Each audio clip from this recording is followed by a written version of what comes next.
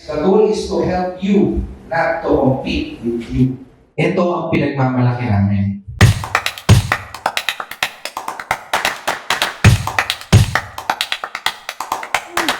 My expectations naman were met kasi when I attended, yun talaga yung mga tanong ko rin na nasagot naman ng speaker. So it was very informative.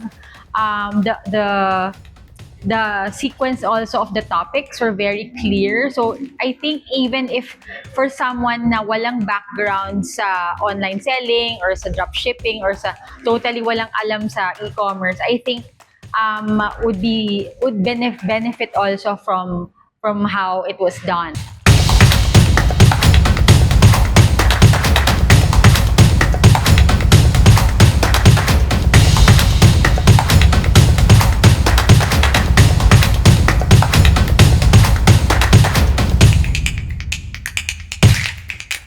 Ang ganda nga ng offer ng dropshipping kasi di mo na kailangan bumili ng products, tapos di mo na kailangan kumuha ng tao magpapack, magpapadala ng products. Kaya ayun, sobrang kung bago ka sa sa online business, very recommended yung dropshipping.